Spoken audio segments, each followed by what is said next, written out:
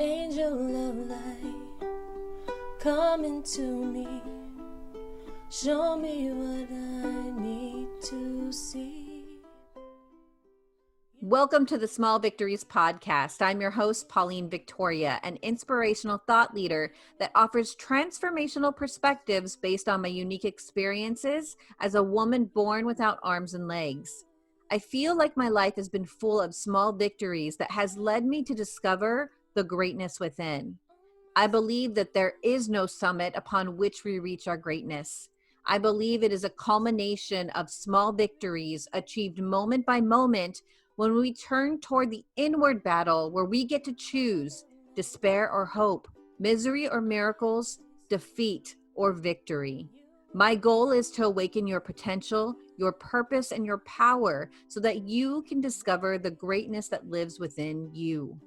Think of this podcast as your weekly portion of tools, stories, and teachings that help you reflect on the small victories in your life. Thanks for tuning in, and let's begin. Welcome to another episode of the Small Victories Podcast. I'm your host, Pauline Victoria. Do your ideal clients trust you before they ever speak to you? Is your coaching expertise being felt before it's paid for? Today on this episode, we're diving into a strategy that flips the usual sales script on its head by letting your clients' stories do the selling for you. Our guest is Tommi Murshed-Parish, the founder of Conversions for Coaches and an expert in deeply authentic video testimonials that help coaches convert more clients faster without high-pressure tactics. His approach helps prospective clients see real results from real people, building trust and confidence before any sales conversation even begins. In this episode, we'll talk about why honesty matters more than polish, how deep listening brings out impactful stories, and how coaches can use genuine video testimonials to grow their business with integrity. Tommi, thanks for coming on the show. Glad to be here. Thank you for having me. I probably have listeners that are hearing your accent and want to know where you're from. So I'm from Leeds, Yorkshire, England originally, although I live today in Malta, or Gozo Island specifically.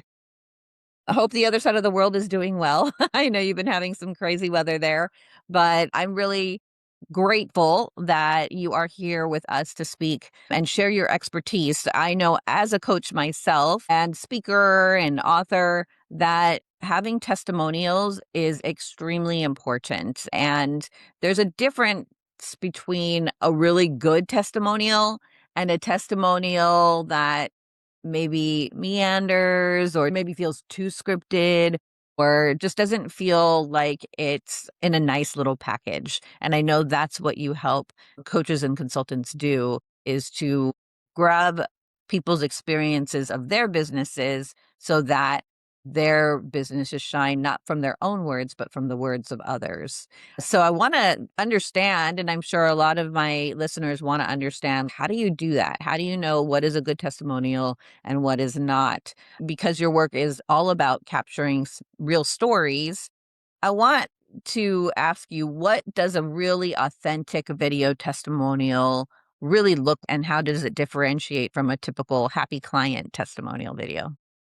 So you've hit the nail on the head quite early on, actually, and a lot of people think that two testimonials are going to have the same value, and getting the testimonial is not the result.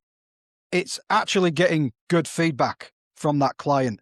People don't respond to the fact you have a testimonial. They respond what that person has had to say.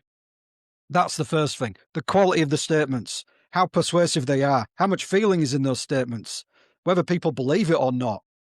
If the person talks like a robot, not good. If they talk like a human being, great. The more eccentric, strangely, the more relatable it is. If they seem pretty like beige in life, then let them talk like that. If they talk like a bit of a character down the local cafe, let them talk like that. The other thing is, I'm losing track of where I am because I'm going off on one. There's a big misconception with what a good testimonial has to be. So a lot of people, like you say, do the polished testimonial, and it doesn't have to look bad. Usually most testimonials will look good by default now. They can only look better. A lot of people think it has to be this slightly manipulative looking story, that almost everything's scripted like Hollywood. The words I often hear that make me despair are, we want to hit the key messages. We want to really hit those key messages. So they don't want to hear the person whose story they're interviewing. They want to put out the story that they want to put out before they've heard what that person's going to say a lot of the time.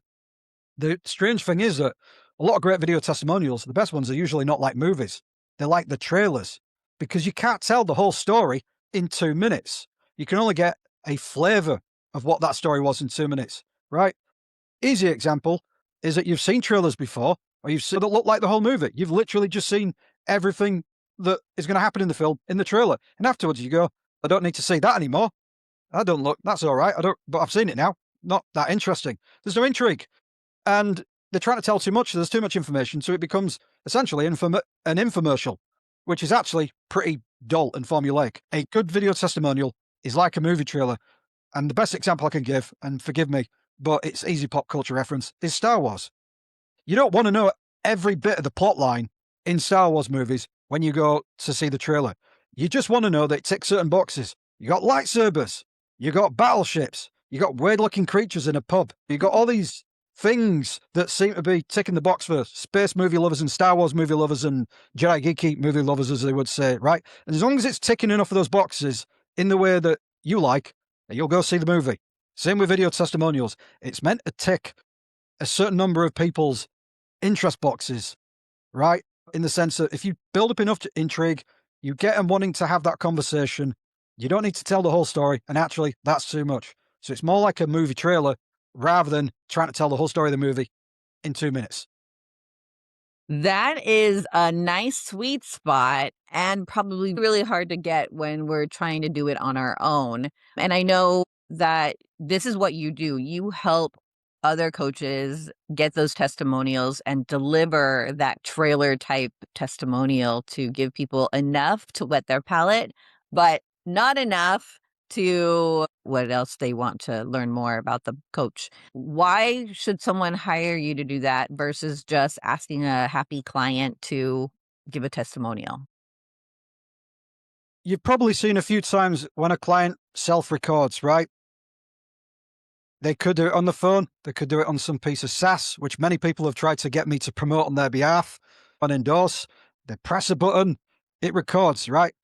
What often happens? Lawnmower in the background, dog in the background, video looking like Lego at the wrong time, lighting making them look like Marlon Brando in The Godfather. You can't even see their eyes because they look like empty sockets. You know, them all getting nervous.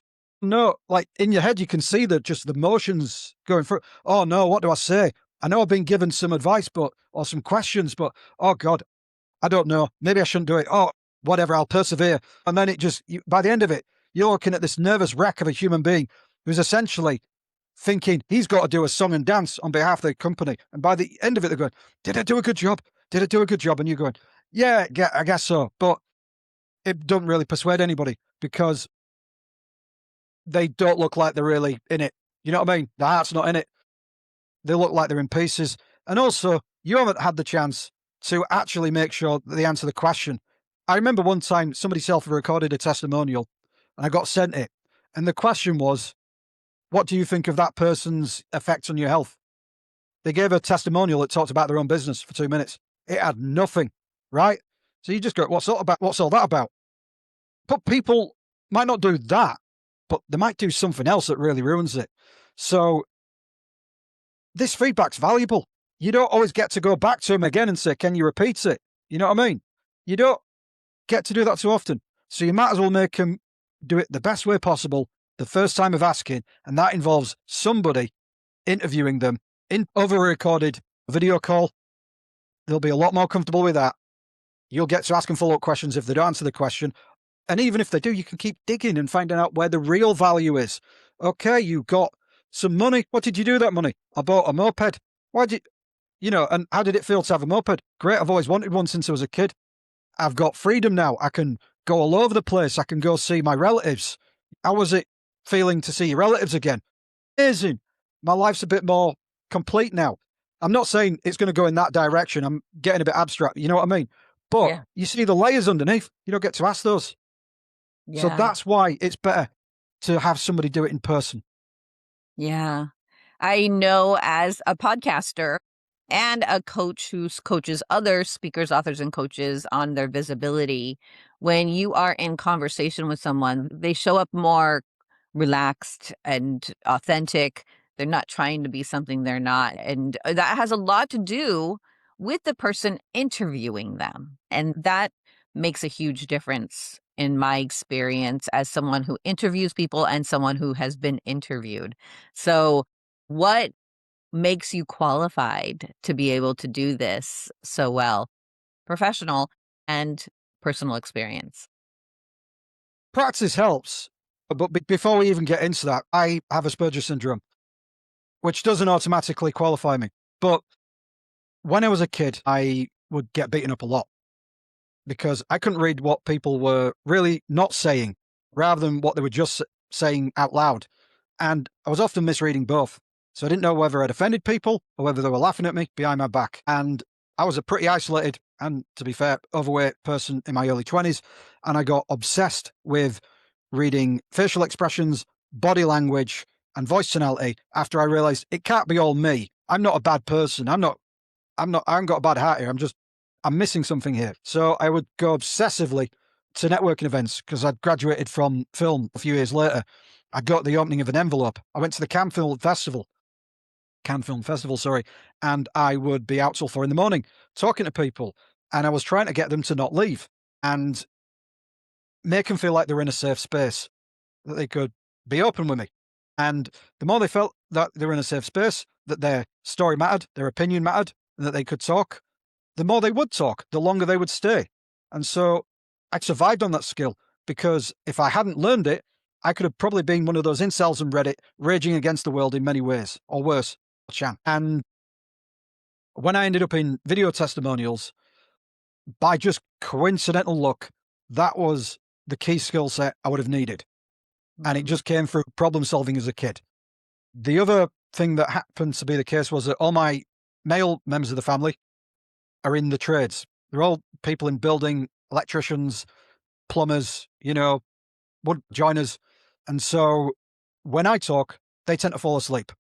So I know exactly when they're going to lose interest in what I have to say. I'm not offended by that, by the way. It just made me more aware of when people get bored of what somebody's saying or when you're not getting to the point or whether it doesn't mean anything to anybody. So I knew what to include, what to throw out, and what order to put it in so I could have the most strong emotional reaction to the people watching it. I learned the hard way. So when I got into video testimonials, pretty handy skill set. Wow. I love stories like that because what could be seen as a curse, you intentionally and purposefully created as a blessing and put yourself in positions where you were really uncomfortable probably and really, I don't want to say forced yourself, but I guess pushed yourself to start learning a new skill that didn't come so naturally to you. So I honor you for that. Thank you. Partially, to be fair, as much as I was trying to survive, I really wanted to do things in filmmaking back then, a lot, very heavily. And what did you do? You went to Cannes, you went networking because you were hoping that somebody would give you the big check. And that was my world, never going to happen. Partially because I don't drink and people like to booze, right? But also, I just didn't have the nous or the skill or the, what's the phrase I'm looking for? Pathological lying habit to get there. Do you know what I mean? I like living out my dreams through the clients that I work with and helping them achieve theirs. That's beautiful. What have been some testimonials that people have given you? And I'm sure that people could check them out on your website and we'll make sure to put those in the show notes. But do you have a favorite client that you helped and was able to really turn around their testimonials to sell for them? I have a few, and if I probably say the wrong one or I miss out any, I will probably get slapped in the face. It's okay. We don't have to mention my name. It's okay. So I'll just tell you the first one that I tend to promote because there's a number on it and people like numbers. I get it, but I don't live by them. There's a lot more than that. I did a testimonial for somebody during the pandemic, and he was the person who was being interviewed was talking about how somebody helped his company pretty much go from on the floor to thriving and surviving.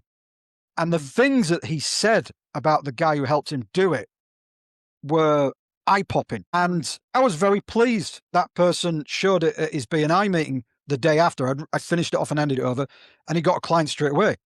Then he got more clients because people were using that video link to bring him referrals. I really have a lot of time for this guy. His name is Lee Tunney Ware. So I was pleased for him because he was a friend. I thought that was the end of the story, that he didn't use it too much. A lot of people who'd come to him as a result of that video testimonial brought somebody else to him, and then sometimes use that video testimonial to bring in somebody else. So I only found this out like just before Christmas. That testimonial had been tied to 100,000 euros worth of business. I just thought it brought in some good clients early on. I was pleased. Didn't want to bang the drum constantly. Never asked him about it. He told me it during a meeting. So I had him, do you mind if I capture that on camera? Because of course you're going to want that. The stuff he was telling me then was, I wish I could use the whole interview. I will, in bits and pieces.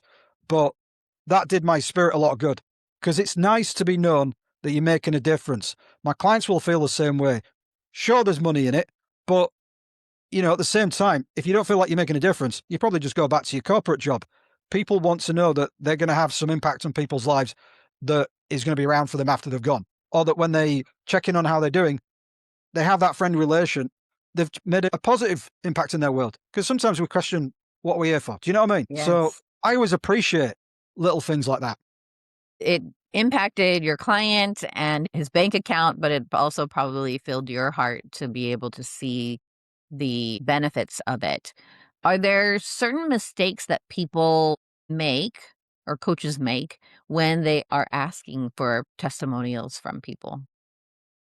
Yeah, they usually use the word testimonial, which is not the first thing I do, which to the person listening will make them think, oh God, have I got to do a sales pitch on their behalf? A bit of a tap dance, you know what I mean? And they'll go, oh God, I'm not too sure. Should I do it? And when they do it, they can be really nervous because they're slightly intimidated by the whole idea. The best way to get a video testimonial is to frame the question correctly. And you ask the question in a way that shows some vulnerability and that they are helping you. So they get to be the hero in your story as much as you were in theirs. So you say to them something along the lines of, I'm a growing business just like you. It would be really helpful in the long run if you won't mind sharing some feedback about your honest views about our service and the value it's had. You can say, we're terrible if you want. Even if you roast us, we'll learn something. Would you mind sharing some feedback over a film Zoom call? Notice in that sentence, I have not used the word video testimonial. That is a little bit more like you care about what they think rather than you need them to sell you. That is the best thing you can do to get more video testimonials. The other thing as well is ask at the right time when the spirits are high after you've just finished a job. But check in with your clients every now and then. At least every 6 months to a year. Ask them, how are you doing? What's going on in your world? Anything you need apart from me selling my stuff? What's going on? And sometimes they'll say, do you know what? Life's been great this year and I owe it to you. Maybe not in those words, but it's still giving you praise.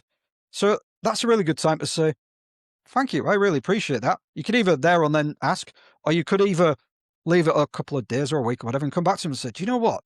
What you said's really been sitting well with me. Would you mind sharing your feedback again over a film Zoom call? And they might go, for you, anything. Because the long-term results of your work with people are so much higher in currency value than the short-term ones. And most people only do the early testimonial. They don't go back after a long time. But the impact of your work compounds with time like a snowball down a hill. Wow. That's good to remember, because as a coach, I don't think to go back and revisit old clients to maybe get their perspective at that point after I've worked with them. So thank you for that. That's very cool. You mentioned earlier, people think they could have 2 testimonials and that's enough. Is there a number that we should hit in terms of having a number of testimonials on our site? I'd like to say, yeah, but it really depends. And actually, it's more relevant to the impact you've made on people. If you've made a huge impact on one client, That'll be worth more than free for middling, mediocre level impacts on, or even good on other clients. Because the main one that you're showing off will be proving that you are an elite deliverer. It will show that you are at the top level rather than doing middle of the road stuff for numerous people and just remembering to get video testimonials. It's not like it used to be where if you had one, it was quite an event. Now everyone's got one. Vending machine service, they're getting it sometimes. So the quality of the feedback matters more than anything. The thing to remember is not so much how many, although if you've got really good testimonials, more people makes a difference. But the thing to remember is just be consistently asking and gathering and sharing. It's a habit. It doesn't stop at a set number. You should keep doing it because you never know when the testimonial that's going to change your business is going to arrive. And if you don't ask for it, you won't get it. And social proof stacks up the more you get if it's good enough. Consistency does matter. It's just quality matters more than anything else. What happens, or what should we do as coaches if we end up having a conversation with some of our clients and say, hey, would you be willing to give me that feedback on video or give me that testimonial? And they're like, yeah. And then they give it to you and you watch it and you're like, this is not good at all. What do? It feels weird to go back to them and say, thank you. So how would we navigate that best? It's a really good question. I haven't actually been there before, but this is what I would do. First thing, if you have permission, record all your calls with your clients. It's good for them because you're not losing track of what they're saying. That data is valuable, not just in terms of helping your clients, but noticing trends between clients. But if they say something amazing, you've got it. That's the first thing. Now, if they surprise you with some feedback and it's a bit low in quality, then, that's one thing. If you ask them to do it and they supply it and it's low quality, that's your fault. So in the first case where they've supplied it by surprise, keep it, thank them for it, use it. It's probably not going to harm you, right? But because they've already done one nice thing, you can even go to them later on and say, do you know what? That feedback was great and I really appreciate it. Would you be able to do me a favor? Because I would love to be able to ask you a few honest questions while I'm there and get some even deeper feedback. And go to them and say, would you mind helping me out? I'd really appreciate your viewpoints, but where I could ask them myself. They might say, yeah, but they'll probably never say get lost. That's the first thing. Now, sometimes the car goes off the Scalextric's track. Do you know what I mean? And I've got to pick it back up and put it back on again. So if they give you poor quality footage and you were the one who told them to make it for you, thank them for it, leave it a bit. Unless it's a disaster, use it. It can't do you too much harm. At least you validate that they've done it. And go back to them a little bit later, like a couple of weeks or something, and say, listen, I need to apologize. This is my fault. I made you do that on your own, all alone, having to figure things out, and I hold my hands up. I let you down. Would you do me a small favor? Would you let me get on a Zoom call with you and ask you a few questions about the service so you don't have to feel like a little bit nervous or you don't know what to say? I would just love to do a little interview with you and get your opinions and film it in the way that is a bit easier for you. See what they say. If they say get lost, what can you do? They probably won't. You know what I mean? Sometimes it might be better just to judge a situation and go, do you know what? They're really time poor. They're a bit all over the place. Just thank them for it. Unless it's a disaster, use it. But they've already done you a favor, so you've actually won in a way. You can always go back to them later on and ask them about the long-term results. The ones that people will really move the needle for are the long-term impacts. Unless you're in something like hospitality, where short-term carries a lot of weight. How long does it normally take you to turn around a project? In theory, if it's an in-depth interview and there's the usual amount of editing involved, I could do it in 2 days. Obviously, I run a business. I've got to look after my clients and also my brain. So I usually give them a couple of weeks and say, can you give me a couple of weeks to turn this around? To be honest, most clients don't want this rushed. Nearly all clients don't want this rushed. And as long as they get it within a reasonable amount of time, they're happy because it's a very long-term tool and they're meant to keep using it for the long term. So that's a reasonable amount of time just so I can do it in a way that is healthy for a business and a business owner. Tommi, thank you so much. Do you have any final thoughts that you'd like to share with our listeners before I let you go? Yeah. Maybe the biggest mistake of all, actually, when it comes to video testimonials is not checking in with clients and not even making them feel like friends. People often struggle to get video testimonials because it feels like an obligation to somebody that you don't feel much obligation to. You've made them a client. You've made them happy with your service. That's it. In your world, you're just a supplier. A lot of people are absolutely shocking at nurturing relationships between people who love their business and them. So do the little things. Send a card. Maybe something personal to them. Have some clever gifts. Phone calls. Invites. One guy told me something brilliant, and I wish I could do this here, but obviously I live in this little island. He has a house party at the end of the year where he invites all his clients in a certain sector.